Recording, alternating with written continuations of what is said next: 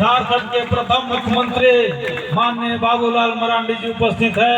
मैं इनको जितने भी आए हुए इस धारणा में है उपस्थित। राजभर में आदिवासी जमीन को लूट के लेकर चाहे धार्मिक जमीन, सामाजिक जमीन, निजी जमीन, इसे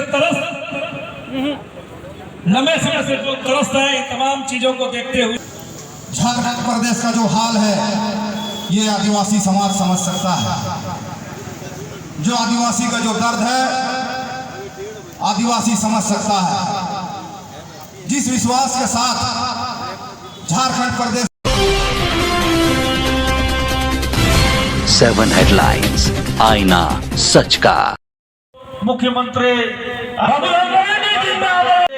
झारखंड के प्रथम मुख्यमंत्री माननीय बाबूलाल मरांडी जी उपस्थित है। मैं इनको जितने भी आए हुए इस धारणा में है उपस्थित, कृपया स्थान ले लें। और आज की इस धारणा में झारखंड के प्रथम मुख्यमंत्री आदरणीय बाबूलाल मरांडी इस महाधारणा को समर्थन के लिए हमारे बीच आए हुए हैं। मैं तहे दिल से दिन में झारखंड प्रदेश का जो हाल है ये आदिवासी समाज समझ सकता है। जो आदिवासी का जो दर्द है आदिवासी समझ सकता है। जिस विश्वास के साथ झारखंड प्रदेश में गुरु जी के पुत्र को गद्दी में बैठाने का काम किया था, आज उन्हीं ने पूरे आदिवासी समाज को लूटने का काम किया है। आज उसी के विरोध में आज हम लोग 1 दिवसीय धरना के अवसर पर हम लोग चेतावनी देने के लिए आए हैं और उनको इस धरना के माध्यम से चेतावनी देना चाहते हैं कि हेमंत सोरेन जी सुधर जाइए, नहीं तो आने वाले दिनों में यही आदिवासी समाज आपको गद्दी में बैठाया था और यही आदिवासी समाजों को उखाड़ के फेंकेगा आपको आने वाले दिनों में। लगातार जमीन का लूट, लगातार बेटी बहन का बलात्कार, लगातार हत्या, मर्डर जैसे घटना लगातार इस प्रदेश में बढ़ा है। आज इस धरना के माध्यम से जितना आक्रोश है आदिवासी समाज, उसी का विरोध में हम लोग आए हैं और चेतावनी देने के लिए आए हैं। सुधर जाए, नहीं तो आने वाले दिन में आपको हम लोग बताने का काम करेंगे। और इस सभा स्थल में हम लोगों को समर्थन देने के लिए आए हैं हमारे पूर्व मुख्यमंत्री बाबूलाल मरांडी जी का हम लोग स्वागत करते हैं, अभिनंदन करते हैं। बहुत बहुत धन्यवाद। जोहार। कार्रवाई करते हुए उसकी जमीन को वापसी करवाई जाए, इसके लिए जो भी नियम कानून बनाना पड़े सरकार बनाए और यथाशीघ्र उसको वापस करे। अन्यथा अभी तो हम लोग 1 दिवसीय धरना प्रदर्शन कर रहे हैं, ऐसा न हो कि कहीं इससे बड़ा आंदोलन करने के लिए हम लोग को मजबूर होना पड़े। तो आज हम आप सबों को बता देना चाहते हैं कि ये जब देश आजाद नहीं था उस समय हम लोग के महाराजा मदरा मुंडा यहाँ के जो मुद्दा आदिवासी समाज के धार्मिक जमीनों को लेकर आज हम लोग एकजुट हुए हैं। लंबे समय से आदिवासी समाज इस राज्य के भ्रष्ट सरकार के खिलाफ में ना जाने कौन कौन गांव मोहल्ले से अगुवागण अपनी जमीनों को बचाने के लिए माननीय मुख्यमंत्री जी को सूची देते रहे और उस सूची के अनुसार आज तक भी आदिवासी समाज के धरातल में बचाने के लिए, जमीन को बचाने के लिए सरकार चुप्पी साधी हुई है।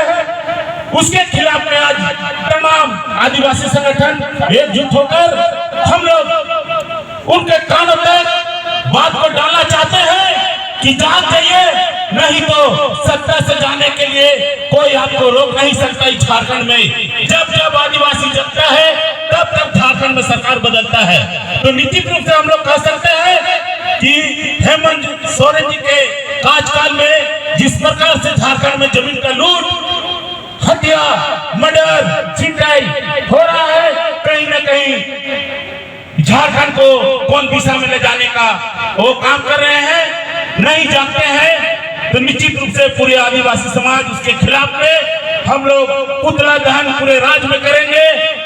जरूरत पड़े तो झारखंड बंद करने का भी काम करेंगे, चक्का जाम करने का भी काम करेंगे। और हम लोग पूरे रूप से झारखंड के जितने भी सामाजिक संगठन आज एक हो चुके हैं। निश्चित रूप से आने वाले दिन में बड़ा उलगुलान होगा। धन्यवाद।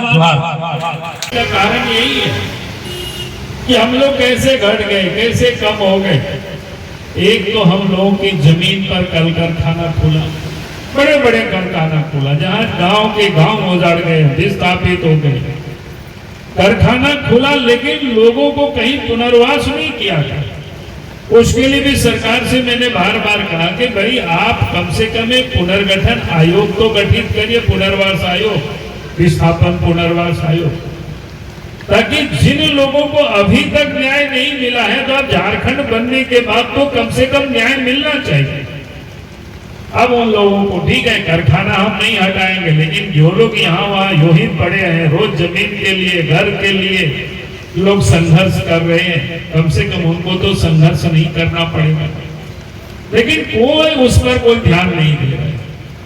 फिर आपने कहा कि कई गांव ऐसे ही खदान भी खुल गए, बड़े बड़े डैम भी बना, तो लोग उजड़े कौन? गांव के लोग उजड़े गए।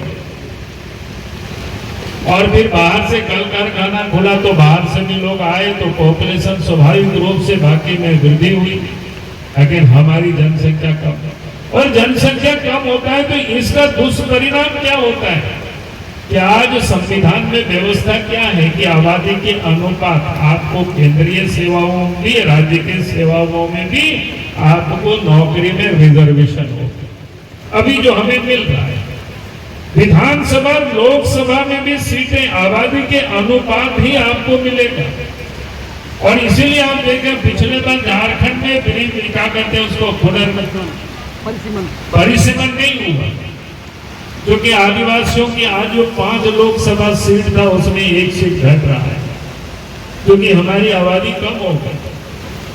विधानसभा के भी 5 या 6 सीट ऐसी घट रहा है, 4 सीट 6 सीट वो भी घट रहा है, यानी आज 28 है। तो जब भी पुनर्गठन होगा, पुनर्सीमांकन होगा, तो आपको कितना मिलेगा? 22 सीटें। क्यों? कि हमारी आबादी कम हो गई।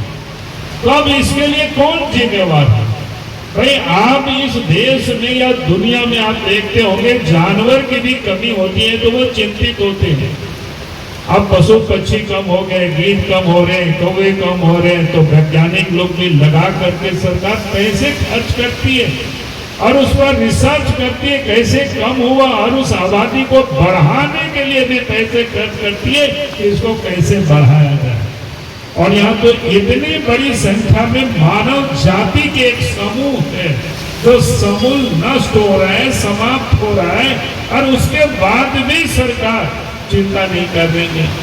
और उसमें भी हम कहेंगे कि जब मुख्यमंत्री आदिवासी हो तो फिर तो आदिवासियों की तो चिंता करनी चाहिए। और इसीलिए मैंने आज आपके बीच में आया हूं कि हम आपके साथ हैं, ये मैं आपको विश्वास दिलाने के लिए।